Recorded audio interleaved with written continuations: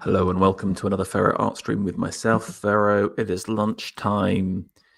We started this series right back at the beginning of the year, and now by November, we're up to the last piece of the puzzle, 1940. Yes, we're going through the Interwar art at the Royal Academy. What a journey we've been on. Obviously, at this point, we are into the war. But significantly, a lot of the works that had been started in previous years are now kind of being shown through. So, I was reading a little bit around the impact of the war, specifically around sculpture, and it was very interesting to see just how much of an impact it had. I guess, firstly, one thing that's interesting with Interwar is it's one of the greatest times for like public art. The Victorian period is mainly marked by individual patronage, sponsorship from the crown and aristocrats, but really very little government-led funding, in the sense that I think you would say that maybe like the Foreign Office at Whitehall is possibly the greatest Victorian civic building where government money was being used on the arts. But because of the increasing power of local councils and individual towns, there really is a flurry of the creation of those buildings. There's also massive standardizations and kind of coagulations. For example, Transport for London pulling together all of the individual businesses into a new public sector piece. So actually, I think one big strand of interwar art is the civic, really. However, it's a kind of a civic that really respects and understands the importance of art. I always think that you got to look back at what was the number 1 and 2 books that that Labour MPs loved. And this was from, I saw this interesting report from 1912, and it was Ruskin and Carlyle are the number 1 and 2. And I think because of that, and also because of this strong aspiration in the early Labour movement around trying to elevate and to try and reach for higher, art and the arts was a really core part of these civic buildings. I can't think of a single civic building built between, or like a prominent one, between 1918 and 1938 that didn't have, number one, a brilliant architect involved, or number two, a sculptor.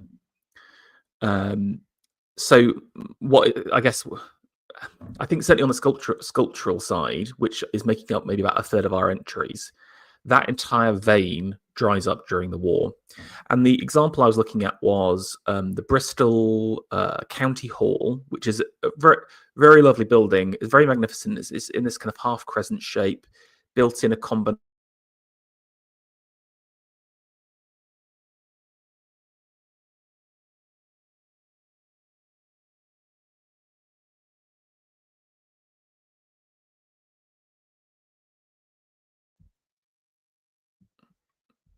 Sorry, I think I lost the signal there a second. Apologies. The building I was specifically talking about was the building of the Bristol County Hall, which is this. Oh gosh, darn it!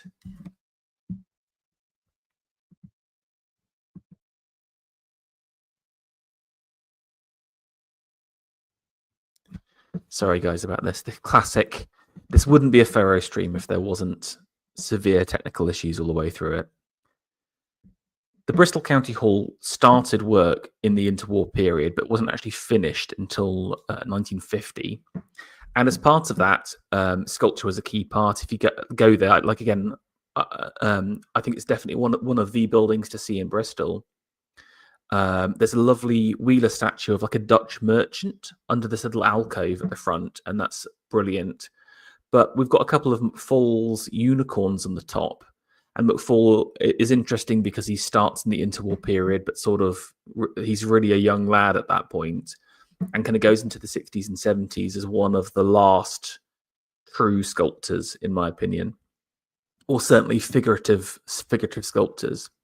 But Hardiman, A.F. Hardiman, was commissioned to do the fountains at the Bristol City Council, but they and he created one of them, but they were never turned into bronze, basically. And the reason why is because the metal prices had just massively increased during the war and after that post-war period. So by this point, everything's been put on hold. I also think of like Walthamstow County Council buildings, which is again another really magnificent building. Luckily, they finished the externals and they actually ran out of money on the internals before the war started. So basically, all of these big civic projects are on freeze. So that's effectively a third of patronage commissions out.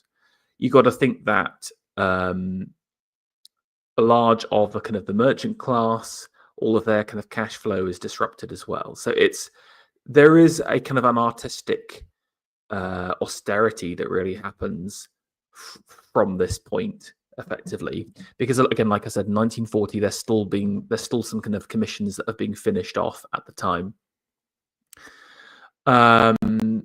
So that's why I think there is a definite marked point. I think again there isn't a definite ideological change. Certainly at the RA, where the Munnings conservative takeover fully happens, and you just don't see figures like Eric Gill, Stanley Spencer. Even on the sculptural side, it gets massively downgraded in terms of trying to push like any form of progressiveness in the arts, and I mean progressiveness in the best way possible. Anyway, so this is the kind of the last slot, and there is still some good stuff here, but it's definitely starting to dry up. So let's just get started and see what we can find. Now, again, annoyingly, I've had the list slightly messed up, so we're starting off quite far down the list. But there are two figures: the Spirit of Literature, and I think it's and we'll see it in a second. Another Spirit done by James Woodford. Again, another like breaking. The ARA means like an associate of the Royal Academy, so it's kind of like that's your first step between to become a full RA member. And this is at the figure for the New Art Gallery in Huddersfield. And again, I was lucky enough, I think it was maybe last year or earlier in this year, to go down to Huddersfield, and I got some quite good photos of the figure. Now, the building itself is very impressive. It's again got that kind of imperial modernism, futurism element to it. Again, subtle, not. I wouldn't call it Deco in the sense that I think Deco is a uniquely French and American art style, but I think there's definitely some influences coming through. But if you can see on the right-hand side here, there is a large walkway up to the main entrance. I think they've turned it into a library now. And either side are the two statues. Now, these desperately need a clean, and you can obviously see, look, they've cleaned the main building, but they didn't clean the statues across here. I thought that the actual figures themselves, I think, are very, very powerful, instantly reminiscent of something kind of Bronze Age. Woodford's looking to the Egyptians, to the Assyrians as part of this. Like, again, the seated figure, these kind of like vacant expressions in the eyes, the structural rigidity of the clothes, again, harking back to someone like Reed Dick at the same time. Interestingly, just from like a motif perspective, how is this tied into literature, really? I think that's one question. There is something kind of like that the Spirit here is having a little moment. Her arms are, or his or her arms are up to the sky, but she doesn't have a book necessarily. So again, I thought that was kind of interesting, but I think a very strong figure. And also, you have to really see this in context, because I think it really makes the statue feel attached and seated and located and much stronger. And again, this is why the interwar period is brilliant, in my opinion, because of that connection between the architecture and the sculpture. There you go. You can sort of see some of the stuff behind here. There's a couple of friezes on the back. And actually, we're kind of revealing a little bit of this kind of almost relief-like detail on the chair as we kind of go around. And you can see where it's situated. I mean, Huddersfield, I think, has some very beautiful parts to it. Very clean city. Lots of these kind of Victorian buildings. Unfortunately, it's quite close to the new student accommodation. It's really become a student town, is the impression that I got. But anyway, you can see that this is kind of like maybe some kind of allusions to the actual literature element. And actually, you can see that it's just kind of pulling the cloak up. It's not, I don't know, all holding onto it as lifting the arms up. Very interesting pose, very novel. And here we go. We've got the spirit of art. So I think literature is meant to be male, and then the spirit of art is female. And again, this really reminds me of like a Greek archaic style, with again these kind of vacant expressions in the eyes, the kind of beautiful reduction of the hair into these kind of regular patterns. There's simultaneously like nobility and pathos in the faces, and again, considering that these two are placed opposite each other, I think they really work. One thing to note is the arms. You can see her arms are out, his are in. You've got the head lean to the left on this one, and the head lean to the right on that one, and the head to the left on this. And again, as you're going through, it really feels like you're being transported back in time to some kind of Bronze Age temple, really. Really nice. Let's go around. I mean, I think the art figure is, because it's more distinctly of woman, very powerful. I mean, one thing I would say is that if you compare some of the work on the clothing, it's not as defined as someone like Reed Dick. Like Reed Dick would have these kind of very sharp cutting edges. Woodford here is giving a slightly kind of softer approach to it again, which is more like that archaic style, in my opinion. And again, she's on these kind of little seats with pulling her cloak over herself. Oh, there we go. We've got quite a good, nice, like, you can see that they're almost on these kind of like weird pillars either side. And because of the drop down and the stairs going up, it has this very dramatic effect as you're going through. Let's just zoom in here. I mean, again, it's interesting. There isn't that much kind of symbology in the figures themselves, but I really like them. I think if you head up to the north, really worth heading down there. Sticking with sculpture, we've got this piece by Richard Garb here. I mean, Birth of Venus. I think this is actually one of Garb's weaker pieces. I still put it in here because of the Venus element, which again, Venus is like one of the constantly recurring motifs of the interwar period. It's really effectively a roundel here. He's using the scallop shell that she arrives in to frame the piece and to have the rest of the relief on it. So I think that's quite novel and quite interesting. And you've got the various heralds here. There's no Cupid because of the nature of this piece, that it's effectively a roundel focused mainly on Venus. He's not got that much space to play with. I got to say that for me, I think there are other better Birth of Venuses. He's trying to do the Alfred Turner thing of this kind of like with Psyche, this like awakened innocent Venus, this innocent timid beauty. It doesn't quite work for me, but I like what he's trying to do structurally with the piece, which is very different and very novel at the same time. But again, not even Garb's best work by this point. I want to leave that one for the end, actually. So let's keep moving on. Okay, we've got this piece from George Clausen here. So I'm just going to delete some of these. And Clausen has just continued to knock stuff out. I think for me, he is like one of the top 3 landscapists. He's constantly playing between naturalism and landscape, the interactions between humanity and nature. He's got like, because he's around for so long, he has 4 or 5 different kind of phases, I would say. Starts off with a very kind of like loose, like French Impressionist naturalism style, goes through to a more kind of refined Victorian Grimshaw style naturalism, then swings back to the French again, and I would say that creating these kind of like blue, purple, poufy landscapes.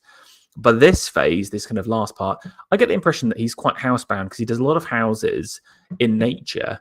But I sort of love them. Again, it's the interwar period for landscape. There is a lot of novelty. You've got Sidney Lee focusing on the rock elements, Olsen focusing on the nature of sea, and Lamorna Birch as well, maybe. And Clausen goes between, I would say, like Hazy Albion and this period, which is naturalism meeting humanity. And again, what I love about it, this is not an art. Okay, sorry. When you're painting buildings, it's normally for like appreciation of the architecture. So if you look at any kind of Victorian renderings, it's kind of like, here's a beautiful cathedral in a field or in a town. Sorry, here's and how it kind of draws people in. It's about the building itself. This painting is not really about the building. You can see it's a semi-detached house across here. You can only see one part of it. You can see the entranceway. There are sort of 3 major blocks to the painting itself: the entranceway and kind of initial garden, the house itself, and then the sky. And because of that, 2/3 of the actual piece are focused on the natural elements to it. And the house itself is literally put in shade. It's not about showcasing the architectural feats and gorgeousness of the house. It is lovely. It's a lovely house. But what I think George is trying to do here is to make us think about these kind of interactions between nature and mankind. A lot of his paintings are literally from his back window, and he's trying to capture these moments.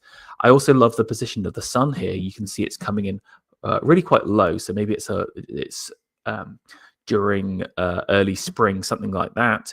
And again, early in the day, where again you've got these really striking shadows. The garden at the front, all in shade here. So it's quite daring, really, because it's not about highlighting the beauty of nature. It's about these subtle moments of shadow. And again, it's sort of like a praise to the English garden, really, and our love of nature and the home together. I think it's a really beautiful piece, and I love this phase that Clausen goes through. Okay. We've got Neverson. Neverson's interesting because he obviously starts out really in the 10s and 20s as this very extreme modernist, tied to kind of Wyndham Lewis, etc. Gets really famous from his First World War paintings. Very dramatic, very furious. There is an interest. Okay, I think there's something interesting here about the place of art between the First World War and the Second World War.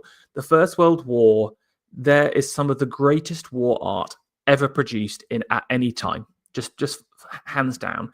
And the reason why was because of the vision of the officers at the time to say that we need to capture scenes from the war. It was a taste thing because they knew who the best artists were to have. And also, there is an element of daringness at the same time, because the stuff the painters were allowed to capture and to show, in my opinion, is just absolutely wild. Like, if you see some of Orpen's stuff, it's really haunting. It's really it's a really criticism of war at the same time. How you think, how did they allow this? Well, the reason why is because they weren't trying to produce propaganda for the war. They were honestly and earnestly trying to capture an artistic moment. That does not happen in the same kind of way in the Second World War. And I think this is the you always got to remember to Orwell's 1984. Obviously, he's writing that in 1948, but he's talking about the systems and kind of government agencies that are in place fully by 1948. But the reality is they were formed during the Second World War, and part of that is the importance of propaganda as part of it.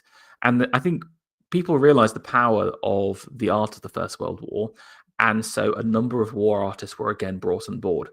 One of them, I would say, definitely is Laura Knight, who goes from producing these, like, again, I'm a huge fan of hers. I think she definitely comes out in maybe top 10, top 20 artists of the interwar for sure. But she really produces some of the worst propagandic slop during this time. It's kind of like these powerful women on a lathe kind of thing. I mean, what is the difference between that and something that Orpen and Neveson was doing in the First World War? Well, they were free to do what they want. They were capturing those moments. It's about the brutality and the vitality and the life and death that goes on during war. While Laura Knight being asked to capture a powerful woman in a factory, I don't want to do the women down because obviously it's an important role, but it's clear that the motive behind the painting is propagandistic, which is to say we need to get women into factories to produce the munitions for the war.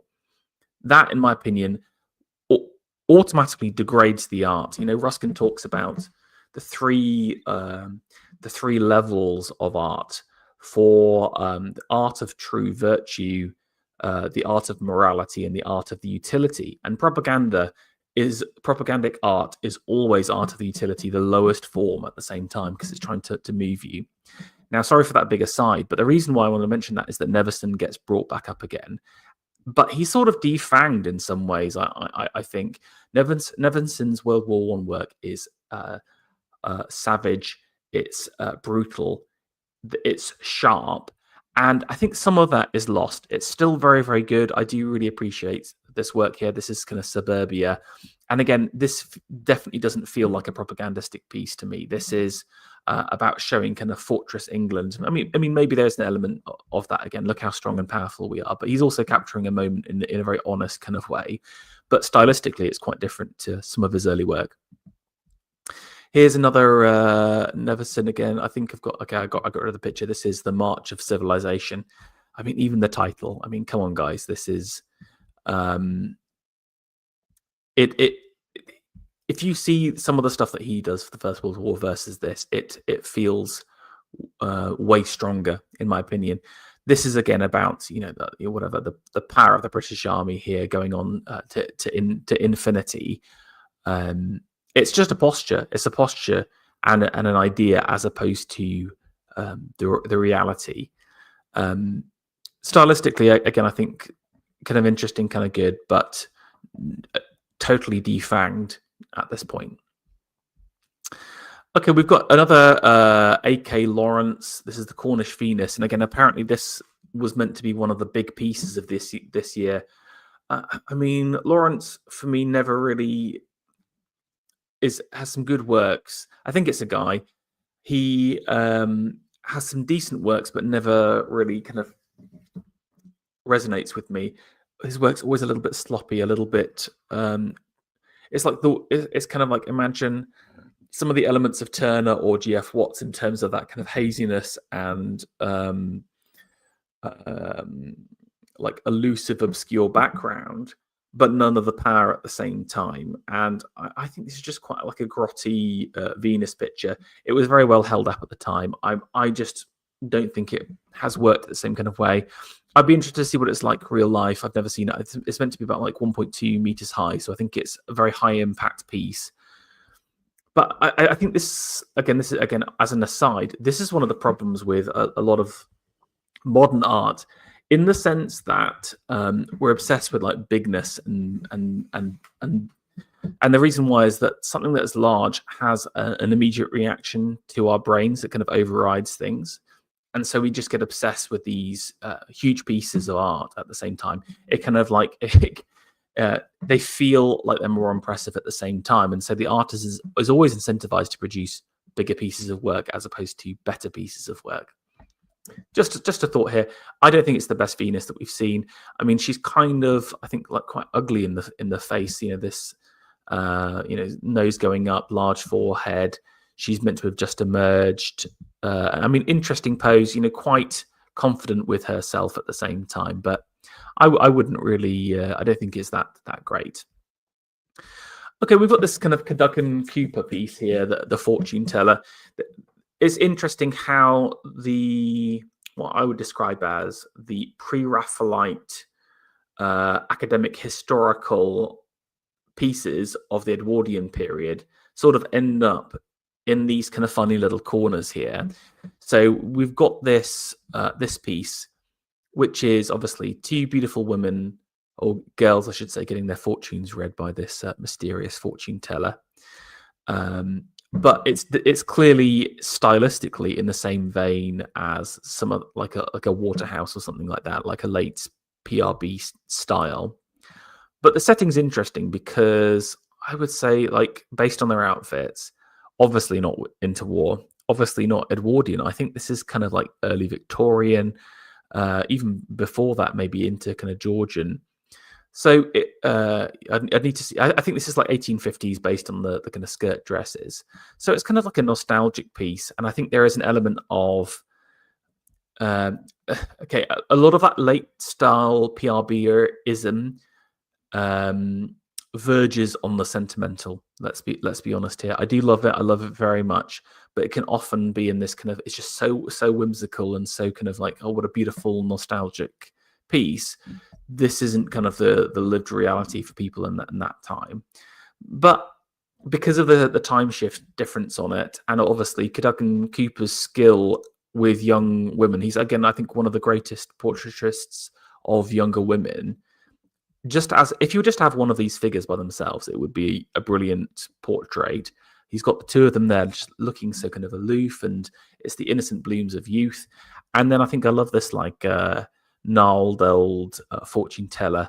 I can tell you this is actually a Turkish fabric from Bursa, just from that little motif across there. So I love that she's got this kind of exotic Turkish velvets that she's wearing. But again, that's actually from the medieval period. This is like maybe like 1600s. So it kind of places her almost as this kind of anachronistic piece outside of time. And then actually, again, here's the true PRBism here, all of this beautiful nature and the detail in the background at the same time. So I do think it's actually a very wonderful piece. But this sort of really is this is kind of like the hidden last sort story of the pre-Raphaelitism in England, where it's almost kind of turns into kind of historicism. Really, it's unrooted to dramatic stories and greater works. It's not looking to kind of create something bigger or like have a moment of virtue, like like a moralistic message, like most of the PRB work is trying to have. It's like a scene or a genre piece, but like a historical one at the same time. But still, I think a great piece, maybe one of Cadogan Cooper's best, actually, really, in terms of its size and depth. Okay, we've got a little lighthouse here from Olson. I mentioned Olson's obsession with the sea. Obviously, when you talk about the sea, you've got to kind of compare him to Turner. When you actually look at Turner's works, though, how much focus is on the sea, really? And I always think that, again, if you go around to the Tate Britain, I was there recently, not a huge amount really focuses in on the sea in the same kind of way that Olson does. That's why I would differentiate the two. For Turner, the sea is kind of like a medium, or it's part of the story. But for Olson, the story is always about the sea. That's the most important thing. Everything else is incidental. In this case, he's got this lovely little view of a lighthouse across here, the rocks being licked by the waves from the sea as well. There's a kind of a gentleness and a calm and the reassurance of the lighthouse at the same time. So nice piece. And again, Olson, brilliant with his output.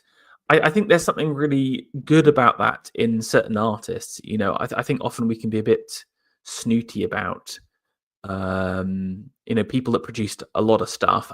Interestingly, I was reading that the famous Royal Academician Etty was similarly prolific, but an artist like that should have a place in society because it means that it's much more accessible. If you go down, you can pick up an Olson from an auction house for about £1,000.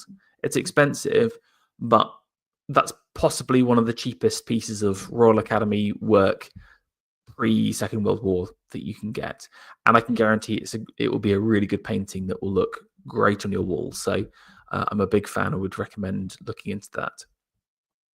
Okay, we've got a De Glen portrait here. Now, De Glen so far has mainly focused on his submitted pieces have been about like mythic subjects, and he has this kind of very loose impressionistic style. I mean, again, outside of Lavery, I would say that he's like the next most like Sargent, for example, in terms of his looseness of brushstrokes. But I think he even goes beyond that. He's kind of like really quite sketchy in the way he does things.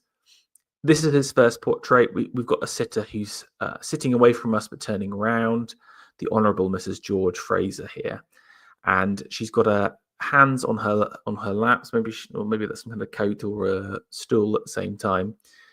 Very pleasant portrait here. I think there's a casuality to it.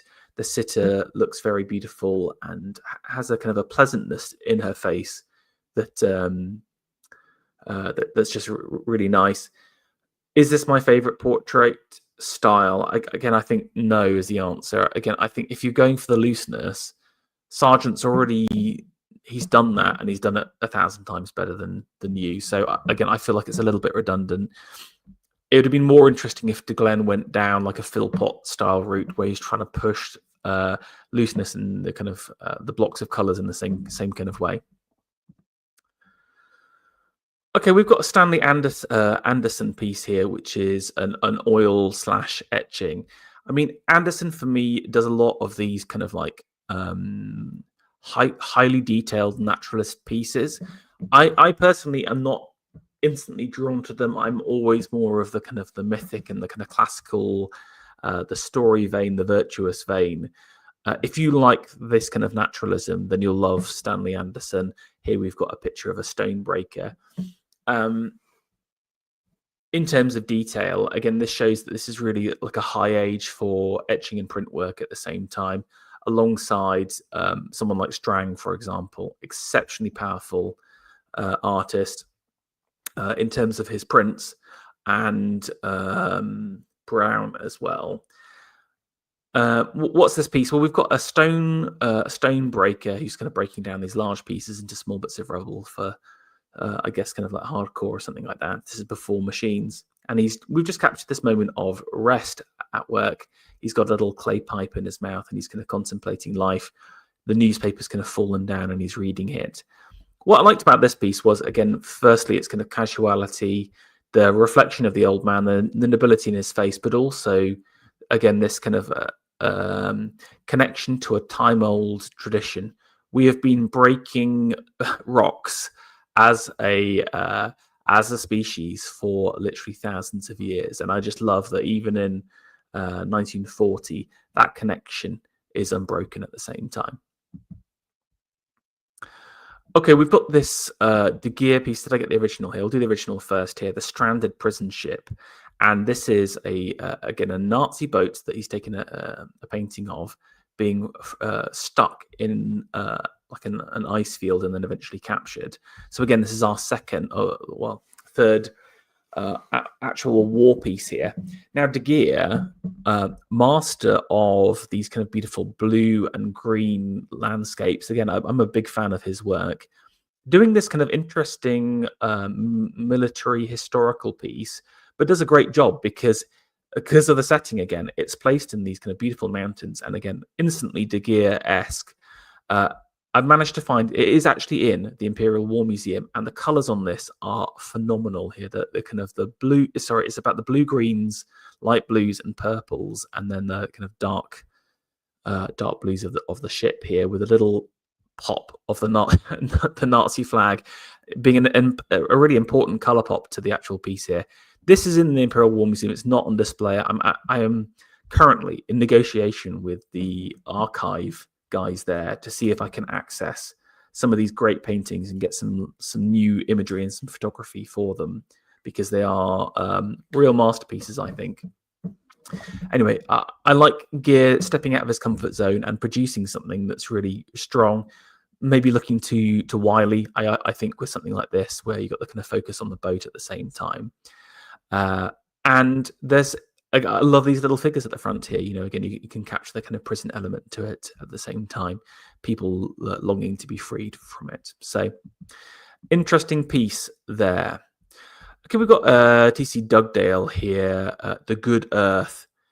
And this is a nude I would say in the Fleetwood Walker style, done a little bit better. I think again it's good. Dugdale here coming in as a ARA. He then goes on to have, like, I'd say, a relatively successful career in the 50s, producing much sloppier works, in my opinion. Again, much more impressionistic in the worst sense. But I sort of like this moment. It's kind of like a subtle and refined nude, nothing too deep about it at the same time. Now, obviously, we've got the true one of the true nude masters, and actually Fleetwood Walker's Model Throne here, I think, is one of his best. I do love his pieces outdoors, but this piece for me is a really an exceptional piece, all about what the nude should be about. It's about capturing the true beauty of womanhood. There was, again, I was reading some of Etty's autobiography, another artist obsessed with the nude, and he was saying, again, he said in my early years I decided to focus only on the nude because it's the highest form of expression that God created right from the beginning of from mankind. And I thought that was a very beautiful way of putting it. Again, that obviously when Adam and Eve eat from the Garden of Eden, they become aware of their nudity and are ashamed of it, but they were originally created nude. So again, it's the purest form of mankind in a gender neutral sense is that kind of the nude look. And what's great about this is it's all of the kind of polish and finish of the Fleetwood Walker style, but even tighter. Again, sometimes veers a little bit too impressionistic, I think. But this has all of the kind of strength and tightness within it, but then put to an interesting setting as well. The Model's Throne is a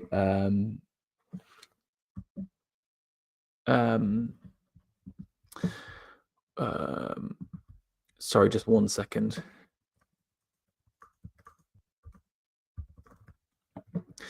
It's an interesting subject. A lot of his stuff so far has been quite upfront and kind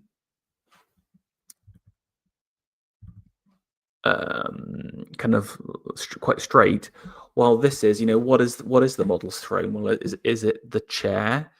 Well, why is she on the floor then? Is it the drapery that she's draped around? Is it an allusion to the toilette again? She's got a comb in her hand, so she's been doing her hair. Is it this magazine or the canvas itself? These are all the model's thrones. Wherever the model goes, that is her throne. That is where she resides as the queen of beauty at the same time. Brilliant piece. Can't find out where this is live. I might have a hunt and see if I can find it somewhere, but it's great. Okay, I mentioned Laura Knight. We had such a brilliant landscape last time we chatted. That, again, I would say real top piece of work. Laura Knight is obsessed with two things, and one of them is clowns slash kind of the circus performers, and the others are the people formerly known as gypsies. That is just how she calls them. That's what the artist calls them, just for legal reasons. I need to say that. The people that we would call travelers today, but it's really a different community because it's the Roma traveler community. And this is Laura Knight's gypsy plaiting her hair. For me, again, this is actually quite a loose painting, really, considering for a night. Really nice rendering on the arm there. You can see her kind of like duskier skin from being out and about in the circus field. And there is kind of like a hard, weathered look to her face. The rest of the paint very, very, very impressionistic here. You can see just like a couple of lines for the back here. This little squiggle for a bush. The detail and time has all been spent on the arms and the face at the same time. In my opinion, sorry to say, there's something kind of grotesque about her. She's not, again, if we think about that Fleetwood Walker, she's not this kind of dainty beauty that we're meant to admire. The beauty of her body and the natural element of it.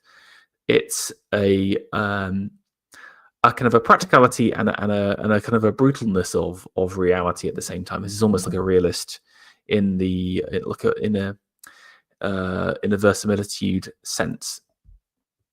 Do I like it? Again, I think it's that the painting for me is just a little bit too loose for Knight, and again, I think she does way better pieces, but still very interesting. I really love the color scheme on this, actually.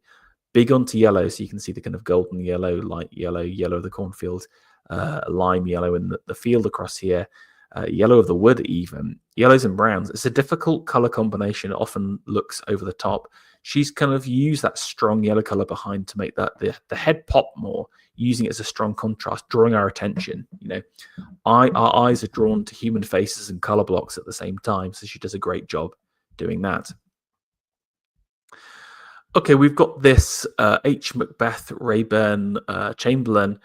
I think we haven't had Macbeth Rayburn in much stuff at all, but I thought this was kind of interesting. Kind of a bit Brockhurstian, a little bit. It sort of reminded me a little bit of a Hardeman statue, actually, like his Hague statue. These definite kind of more rounded circular features here. Kind of interesting, but so I decided to kind of throw it in there. We're running out of time because I've got to go pretty soon. Let's do a last couple of bits. This is a lovely Avril Burley here from one of her late stages. She does these really good portraits. Avril, who'd mainly been focusing on the kind of the mythic style. I just saw one of her portraits went up to auction for an astronomically low price. Again, it's unfortunately outside of my pay grade. But she does sort of, I would say that out of anyone, she picks up Phil Potts' style, portrait-wise, and it creates some really interesting pieces that, again, beyond her, never really go anywhere. Again, classic Phil Pot, a kind of a shot of colour at the back, casual sitter.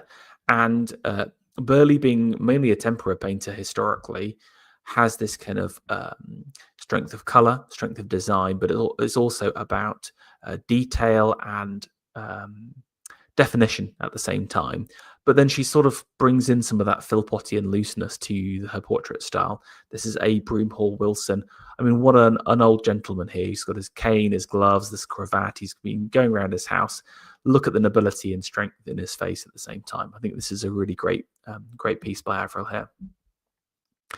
Okay, I think we're on to some more of the sculptural pieces here. This is a Leadwood. I mean, interesting, Leadwood hasn't had that much exposure in the RA, but he still gets elected because of some of his bigger commissions outside of it.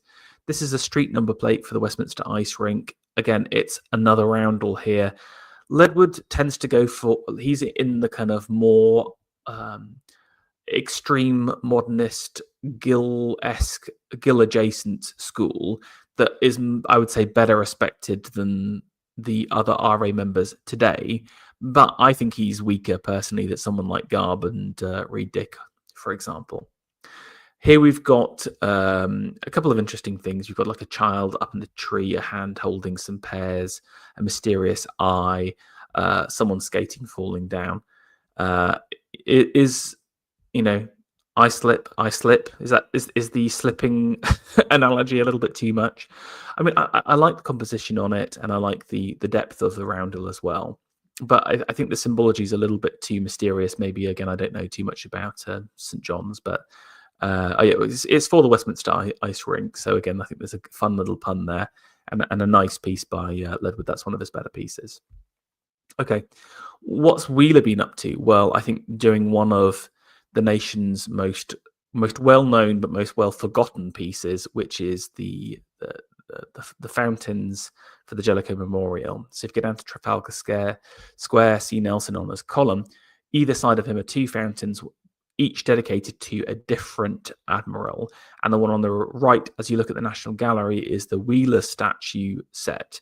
Everyone knows them, everyone sees them, but they don't know who the artist is. And this is the piece that gets Charles Wheeler elected to the RA, and I think really sets him on his path to ultimate being leader of the RA in the 60s.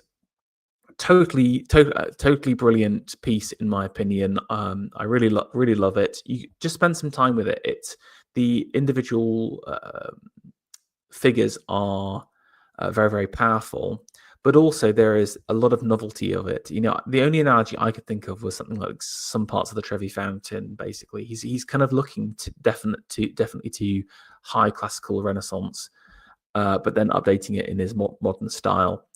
His treatment of the animals, I think, in conjunction with the figures, is also very well done. And these are very complicated pieces. I mean, it must have been such a nightmare to get these cast and turned into waxes at the same time. So just from a technical perspective, I really appreciate them and really recognize them. Oh yeah, did I take the photo of the wrong one? Oh no, okay, this also at the same time we've got the okay, here we go. This is the correct one because you can see the Jellicoe statue behind. These are some photos that I took recently. So this is the piece. I think this is the best angle. There's two parts to the Wheeler statue. There's this guy on the left-hand side, and then there's a single man. And this, for me, is just like perfection. There's so many cool elements to it. The water coming out the dolphin's mouth here. The actual figure himself, very powerful. There's something manneristic about the kind of growth of the muscles across here. The use of the tail and the kind of rendering of that, wonderful. And then these little sea creatures added on to really give you a feeling that you're submerged in the water at the same time. All in all, placed on a granite statue. I think the thing that lets it down the most is the rest of the fountain. And I really feel like, I mean, it's pretty. I think it's because we basically run out of money at this point, and they spent all the money on the statues, which, of course, I'm going to say is the right thing to do. But I feel like this fountain is instantly recognized, not really remembered, partly because of the lackluster rest of the fountain. And I feel like, just imagine if Wheeler got his dirty hands on the rest of the actual fountain. I think it'd be really powerful. Of course, the group on the left-hand side I'd forgotten was, have I got the original picture for it? William Macmillan does something very similar. I think he did it in. Okay, no, I'm sorry. This is that piece was the Macmillan side of things. So apologies for that. Now I've confused myself. Maybe Macmillan does the right-hand side statue. Anyway, I want to apologize. I'm trying to see if I've got a picture of the other one. No. He's doing these two. Macmillan does the two single riders, and Wheeler does the other one. Who does it better? I think for me, I really like the female across here. Again, a lot of these, they are done in the round, but they have so many interesting angles to it. So I think for me, this view of the fountain with her head turned away is absolutely wild. So again, just if you see her, she's riding the porpoise. I mean, look at this guy. This is one of my favorite depictions of animals in all time. Look at how happy it is. She's straddling it with her two. This is the old school mermaid style with her tail comes down. I mean, I don't think the tails are as good as the Wheeler tails. I think there's something kind of cool and corally about it. But the legs, brilliant. The figure, there's so much dynamism here, and she's holding two of these dolphins looking to the side. But I just love her hair at the same time, kind of tangled up almost like an octopus legs. Just totally and utterly brilliant. We just pass through stuff like this all through. You know, we're so lucky to be close to London, and even if you're in the north, just come down and spend a day looking at the fountains and appreciating it, because people just walk past and they all look up at Nelson. And again, Nelson's worthy of respect, but spend a bit of time on the fountains because they really are interwar masterpieces. Again, just let down. Look at the grottiness of the fountain now. I feel like that could be a really cool project to make them more impressive and to build up into something else. I think Macmillan wins personally because of the female statue, but I do really like Wheeler's work, of course. Okay, we've got a couple of other pieces. We've got Winifred Turner, and again, I just feel like she just doesn't hit the same kind of way as her father does. This is her experiment. She's sort of going out of her father's wheelhouse a little bit, more into more of that kind of the Gill Edward sphere, more extreme modernism. You've got this kind of delicateness and daintiness, but it just doesn't capture it in the same way as her father. I'm sorry. This is always the problem of having these hereditary family groupings, because you're always going to be compared to your father, etc. Right, we've got the last piece here, and I wanted to finish off with this wonderful piece by Reed Dick here, and this is the Duke of Windsor, and obviously, as part of the abdication, we've got the former the guy who was about to be crowned king. He went off with an American divorcee and then forced to abdicate. But I do always want, I need to speak to someone like Apostolic Majesty about it, but I do feel like it's as much to do with his political views and his disassociation with the political elite at the time that caused it. And I think this is, again, one of the reasons why none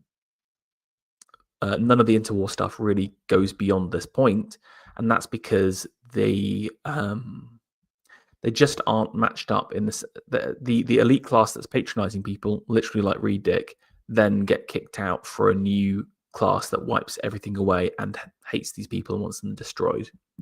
Let's talk about the piece itself. We've got this moment of nobility, sadness, and again, this is Reed Dick's portrait has been okay. I think his subject work is way better personally, but this for me is really a really exciting piece. It's similar to what he was experimenting with, the that kind of almost Gothic statue. This for me is another almost Gothic work, heavily closed, etc. So really powerful, and I think we'll leave it at there.